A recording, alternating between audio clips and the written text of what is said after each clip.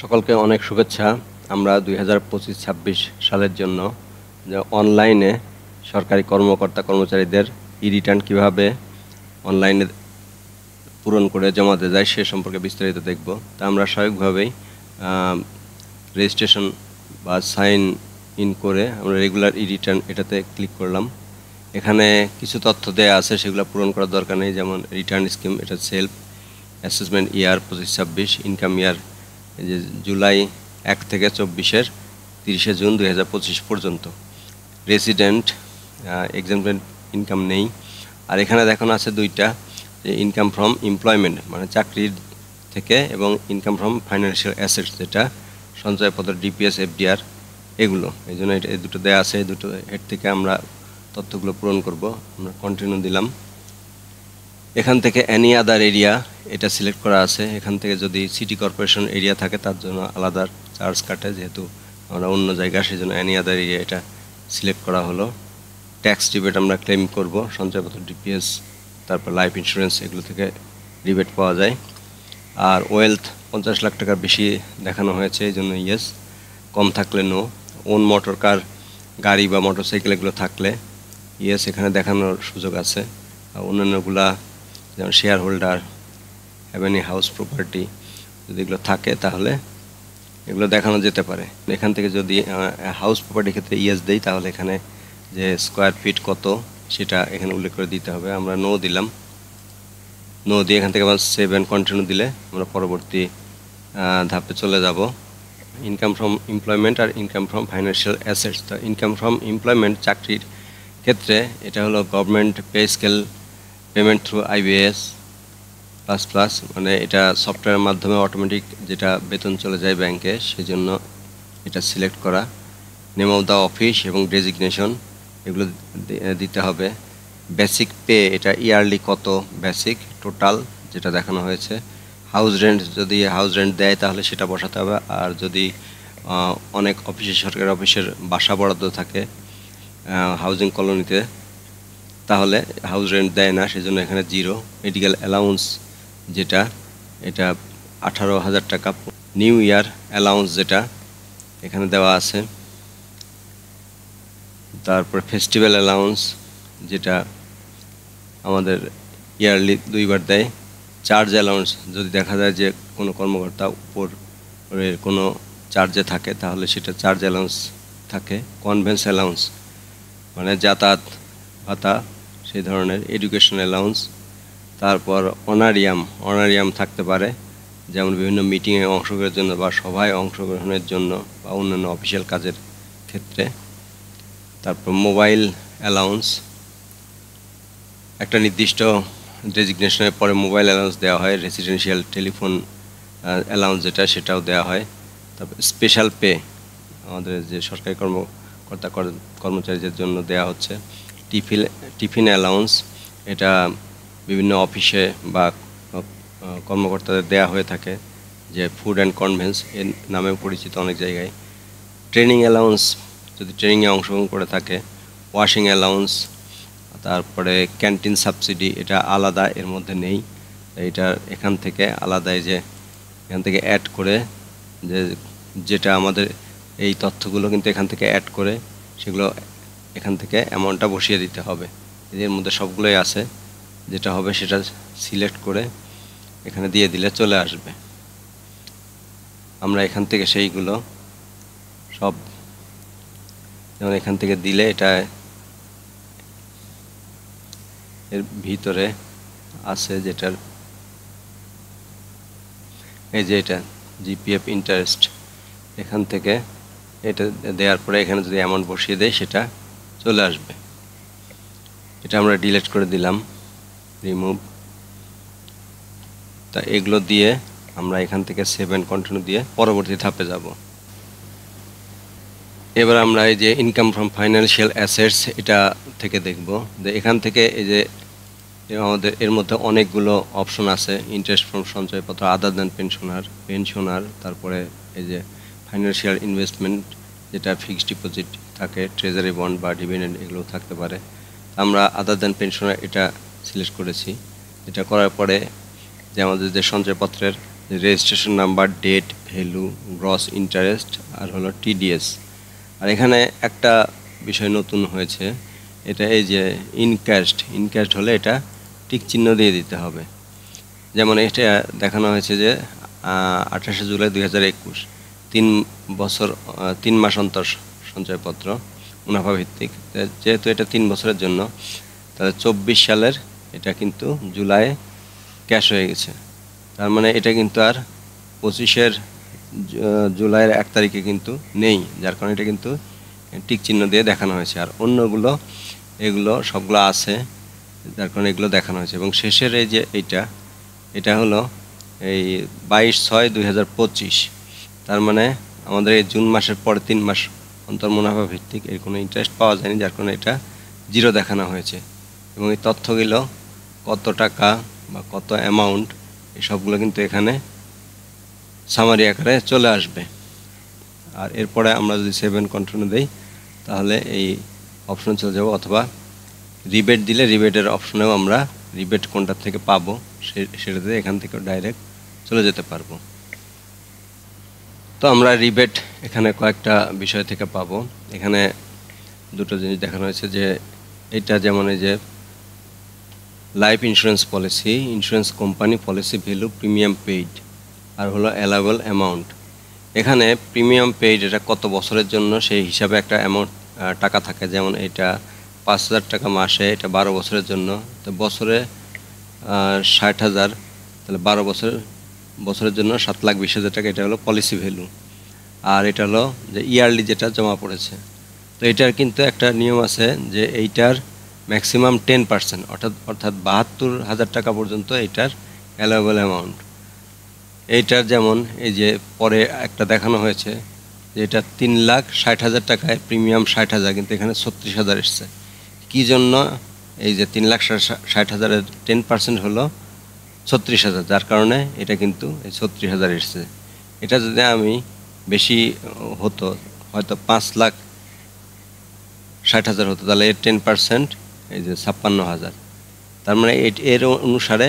আর এটা যদি আবার দেখা যায় যে 30,000 হয়, 3 দেই এখানে, 30,000 হলে এটা কিন্তু 30,000। তার মানে এইটা হবে আর নট মোর দ্যান এটার 10%, এইভাবে এটা আসে আর কি, এই সিলেক্ট হয়।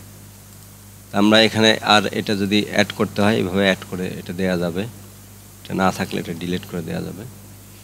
আর এখানে অ্যাপ্রুভ সঞ্চয়পত্র, যেটা এই যে 3 মাস অন্তর, এটা থেকে এটা ম্যাক্সিমাম 5 লাখ। যেমন এখানে আমি যদি 6 লাখ দেই, তাহলে এই যে 5 লাখ চলে আসছে। তার মানে এটা কিন্তু অ্যালাউয়েবল রেঞ্জ হচ্ছে 4 লাখ টাকা ম্যাক্সিমাম হলো 5 লাখ টাকা। তো এটার এই যে 4 লাখ আসছে, যে জন্য 4 লাখ ইনভেস্টমেন্ট অ্যামাউন্ট, এই জন্য পুরোটাই এসছে। যদি বেশি থাকে তাহলে কিন্তু এটা, যেমন এখানে যদি 6 লাখ দেয়, তাহলে যে 5 লাখ এসছে। আবার এখানে 3 লাখ দিলে 3 লাখ আসবে, তার মানে 5 লাখের বেশি না। এখানে আমাদের 4 লাখ ছিল। এখান থেকে আমাদের এই যে পিএফ, জেনারেল প্রভিডেন্ট ফান্ড, এটার অ্যাকাউন্ট নাম্বার থাকে, তারপরে কন্ট্রিবিউশন, ইয়ারলি কন্ট্রিবিউশন কত, সেই হিসাবে এখানে টাকাটা দেখানো হয়। বিভিন্ন ধরনের পিএফ আছে, সে সাধারণত এটা জেনারেল প্রভিডেন্ট ফান্ডের টাকা, সরকারি কর্মকর্তা কর্মচারীদের জন্য একটা 10% বা 12.5% হিসাবে কেটে রাখা হয়, সেই টাকাটা এখানে দেখানো হয়। এরপর আমরা সেভ অ্যান্ড কন্টিনিউ দিলে এখান থেকে চলে আসবে। আমাদের একটা বিষয় মনে রাখতে হবে যে এখানে কিন্তু পিএফের রিবেটের অ্যামাউন্টটা টোটাল 5,66,174 টাকা। তাহলে এইটার থেকে কিন্তু আমাদের এখানে যে অ্যাপ্রুভ সঞ্চয়পত্র আছে, সঞ্চয়পত্রের টিডিএস কিন্তু আমাদের ইনকামে, যে আমরা সঞ্চয়পত্রের টিডিএস দেখিয়েছি ইনকাম, সেটা সম্পূর্ণ ট্যাক্স ফ্রি। যার কারণে আমাদের সঞ্চয়পত্রের যে 4 লাখ টাকা, এটা কিন্তু রিবেটের ক্যালকুলেশনে আসবে না। রিবেট দেওয়ার সময় এখানে এই যে 60,000 টাকা এবং এই পিএফের এই টাকা, এই 60,000 মানে 1,66,174 টাকা, এর উপর ডিপেন্ড করে রিবেটটা ক্যালকুলেশন হবে। এখানে অনেক সময় বুঝতে ভুল হয় যে আমার এখানে total allowable investment for rebate দেখা যাচ্ছে এই 5,66,174 টাকা, বা যার যার হিসাবের মধ্যে সেটা আসবে, কিন্তু এখানে অনেক কম আসে। তো সেটাই হলো এটা কারণ আর কি। আরেকটা হলো রিবেটের মধ্যে যে আমার ইনভেস্টমেন্টের উপর ডিপেন্ড করে, টোটাল ইনভেস্টমেন্ট, তার উপরে তার একটা পার্সেন্টেজ থাকে। Total allowable investment for rebate, এই রিবেটের হলো এটা হবে যে টোটাল ইনভেস্টমেন্টের উপরে 15%, এই অ্যালাউয়েবল ইনভেস্টমেন্টের উপরে এইটার 15% করলে কিন্তু অনেক সময় দেখা যায় অনেক বেশি আসে, কিন্তু আমরা রিবেট পাই অনেক কম। সেই ক্ষেত্রে আমাদের একটা বিষয় মনে রাখতে হবে যে এই যে সঞ্চয়পত্র থেকে যে ইন্টারেস্টটা পাই, বা সঞ্চয়পত্রের যে অ্যামাউন্টটা এখানে হিসাব করা হয়, যেমন এখানে 4 লাখ টাকা, এটা কিন্তু সঞ্চয়পত্রের ইন্টারেস্টটা হলো ট্যাক্স ফ্রি সম্পূর্ণ, যার কারণে এটা থেকে কিন্তু রিবেটটা হবে না, যার কারণে এই টাকাটা কিন্তু বাদ যাবে। তাহলে এই যে এই 60,000 আর এখানে পিএফের যে টাকাটা এর উপর ডিপেন্ড করে এটা হবে রিবেট। এখানে কিন্তু এই যে 5,66,000, এটা 4 লাখ বাদ দিলে 1,66,174 টাকা, এটার 15% যেটা হবে সেটাই হলো রিবেট আসবে। এরপর আমরা সেভ অ্যান্ড কন্টিনিউ দিলে পরের ধাপে চলে যাবে। এরপর আমাদের হলো এক্সপেন্ডিচার আমরা সবসময় যে আমাদের নিজেদের মতো করে যেটা খরচ হয় সেটা দিতে হবে। এক্সপেন্ডিচারের মধ্যে আলাদাভাবে কিছু তথ্য দেওয়া যায় ডিটেল, যেমন এখানে এই যে এই অপশনগুলো থাকলে এগুলো আপনার ড্রাইভার স্যালারি, ফুয়েল মেনটেন্যান্স, আদার ট্রান্সপোর্টেশন, এগুলো পৃথকভাবে দেওয়া যায়। আর এগুলো সবগুলো দিলে এখান থেকে চলে আসবে, অথবা আপনি একসাথেও দিতে পারেন। এইভাবে আমাদের বিভিন্ন যেমন ফেস্টিভ্যালের মধ্যে যদি পৃথক থাকে, ডোমেস্টিক অ্যান্ড ওভারসিজ ট্যুর, তারপর ফেস্টিভ্যাল পার্টি ইভেন্টস আদার্স, এগুলো থাকলে আর এই যে কোনো একটা যদি থাকে সেটা দিতে পারেন। আপনার যে হিসাব আছে এক্সপেন্ডিচার সেই হিসাবে দিতে হবে। সবগুলো দেওয়ার পরে এরপর আমাদের আসবে ফাইনাল যেটা, সেটা হলো অ্যাসেটস অ্যান্ড লায়াবিলিটিস। এবার আমরা অ্যাসেটস অ্যান্ড লায়াবিলিটিসে দেখব যে আমাদের প্রথমেই নন এগ্রিকালচারাল প্রপার্টি, অর্থাৎ হাউস বা এই বাসাবাড়ি যেগুলো থাকে সেগুলো নন এগ্রিকালচারাল প্রপার্টি। এখানে আপনাদের ডেসক্রিপশন এবং লোকেশন দিতে হবে, টাইপ অফ অ্যাকুইজিশন, এর মধ্যে পারচেজ না গিফট নাকি উত্তরাধিকার সূত্রে ইনহেরিটেন্স সেটা উল্লেখ করতে হবে। আর জমির পরিমাণ কত সেটা, এবং ইউনিটটা স্কোয়ার মিটার না ফুট বা একর বা ডেসিমাল সেটা।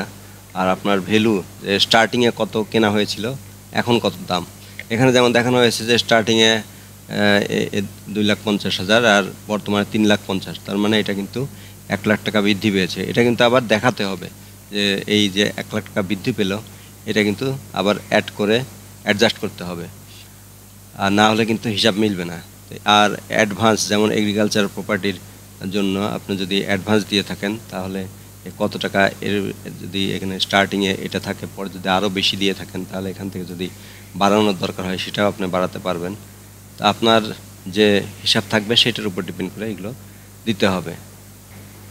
এরপরে আপনার যদি অন্যান্য এগ্রিকালচারাল প্রপার্টি, এখানে দেখানো হলো নন এগ্রিকালচারাল প্রপার্টি, আর হলো এগ্রিকালচারাল প্রপার্টি যদি আপনার যে জমি থাকে আলাদাভাবে, যে কৃষি জমির ক্ষেত্রে থাকলে সেটার অ্যামাউন্ট আপনাকে দেখাতে হবে।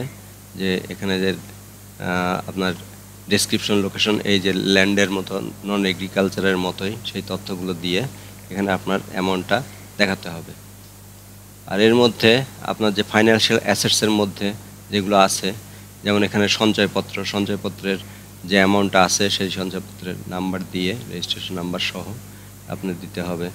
তারপরে আপনার এখানে যেমন এফডিআর যদি থাকে কোন ব্যাংকে, এখান থেকে ব্যাংক সিলেক্ট করে তারপর অ্যাকাউন্ট নাম্বার এবং ব্যালেন্স অ্যামাউন্ট, তার মানে বর্তমানে কত আছে এই আপনার 1 জুলাই 25 কত সেই অ্যামাউন্টটা এখানে বসাতে হবে টোটাল।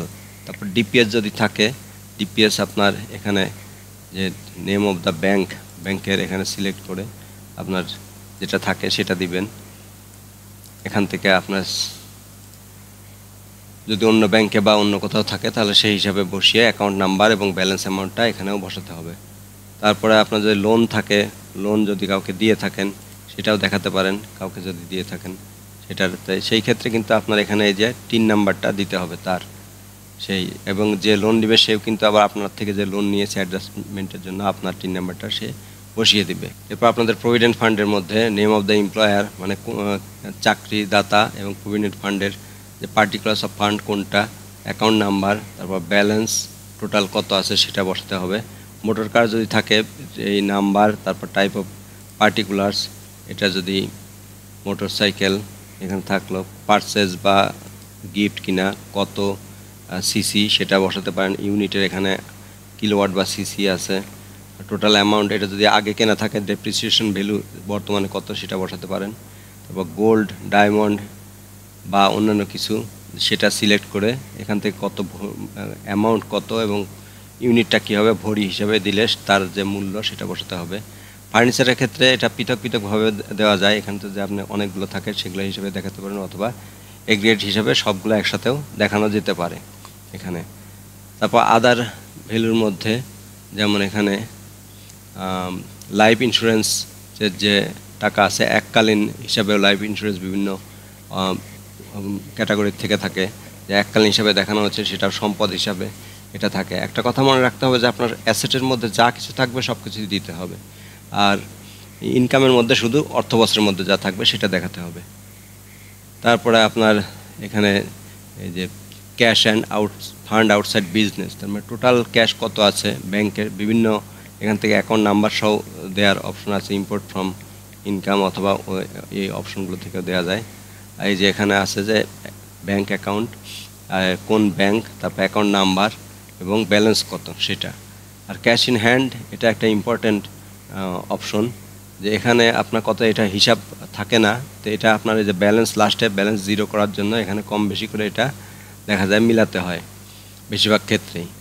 আর এরপরে আপনাদের যদি লোন থাকে তাহলে সেটা এখানে দেখাতে পারেন, যেমন এখানে লোনের অপশন আছে কোন থেকে type of loan, house building না পিএফ সেগুলো, তারপর ডিটেলস কি পারপোজে আমরা নিয়েছি সেটা দেখানো যেতে পারে, আর ব্যালেন্স অ্যামাউন্টটা কত সেটা উল্লেখ করে দিতে হবে, আর এখানে টোটালটা দেখাবে। তারপরে আর লাস্টে যে আদার রিসিপ্ট, যেমন আমরা একটা যে জমির প্রাইস বৃদ্ধি পেয়েছে বলছিলাম যে from land purchase land price ইনক্রিজে, এখানে 1,00,000 টাকা এটা দেখানো হয়েছে, এটা কিন্তু ব্যালেন্স করতে হবে। আর এইভাবে সব কিছু দেওয়ার পরে আমরা এখান থেকে কিন্তু এই যে ট্যাক্স পেমেন্ট এই অপশনে চলে যাব, এখান থেকে আপনার সম্পূর্ণ ট্যাক্স যে অ্যামাউন্টগুলো সবগুলো চলে আসবে। দেওয়ার পরে আপনার আপডেট ট্যাক্স পেমেন্ট, এটা যদি আপনি দেন ট্যাক্স পেমেন্টের অংশ হিসেবে আপনার এখান থেকে কিন্তু এগুলো যে সরকারি চাকরির ক্ষেত্রে ক্লেম সোর্স ট্যাক্স, এই যে স্যালারি এটা হলো অটোমেটিক্যালি কেটে নিবে। এইগুলো যেহেতু ব্যাংকের মধ্যে এটা সার্চ দিয়ে আপনি এখানে সেভ দিলে চলে আসবে, যেহেতু এটা সেভাবে কাটে না অটোমেটিক্যালি, তো আমাদের স্যালারি যে এখানে স্যালারির এখান থেকে আপনার যে কোনো একটা যে ট্যাক্সগুলো অ্যাডভান্স কেটেছে সেগুলো নাম্বার দিয়ে এখানে দিলে পরে চলে আসবে এই স্যালারির যে ট্যাক্স অ্যাডভান্স ইনকাম ট্যাক্স যেটা দেওয়া হয়েছে, সোর্স ট্যাক্স যেটা, সেটা আমরা এখানে দিব। রেফারেন্স নাম্বার থাকলে দিব, না থাকলে সেটা দেওয়া যাবে না। তো আমরা চালান নাম্বারটা আমরা এখান থেকে এটা দিলাম, তারপর চালান সার্টিফিকেট অ্যামাউন্ট মানে কত টাকা দেয়া হয়েছে এখানে দিলাম। এটা ব্যাংক নেম, হয়তো ব্যাংক নেম এখান দিয়ে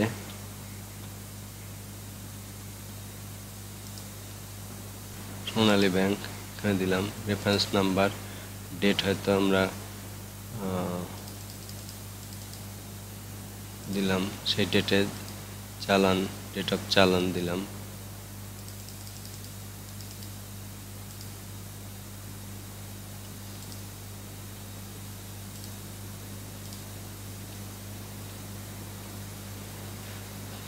তারপর ক্লেম অ্যামাউন্ট, আমাদের যে এটা ব্রাঞ্চ নেম হয়তো আমরা দিলাম, এটা দিয়ে আমরা যদি সেভ দেই এটা কিন্তু ডাটা সেভ হয়ে গেল। এই ডাটাটা কিন্তু আমাদের এখানে সেভ হয়ে গেছে। তাহলে এই অ্যামাউন্টটাই কিন্তু এখানে পরবর্তীতে যে আমরা যে সিনক্রাইজ করার পরে আসবে। এইভাবে সবগুলো ডাটাগুলো কিন্তু আমাদের অ্যাড করতে হবে, এই যে একের পর এক। এখানে পরেরটা দিলে পরেরটা আবার সেইভাবে এখান থেকে চলে আসবে। এই তথ্যগুলো এখান থেকে দেওয়ার পরে লাস্টে আমরা এই যে গো টু রিটার্ন, এখান থেকে ক্লিক করলে আমরা রিটার্ন চলে যাব। রিটার্নে যাওয়ার পর আমাদের কিন্তু সব তথ্যগুলো এখান থেকে আমরা পেয়ে যাব, এবং এখান থেকে পাওয়ার পর আমরা কিন্তু দিতে পারবো। এটা আমাদের রিটার্ন ভিউ। রিটার্ন ভিউ দেওয়ার পর আমাদের যদি ট্যাক্স সম্পূর্ণ থাকে তাহলে আমরা এটা সাবমিট করতে পারবো।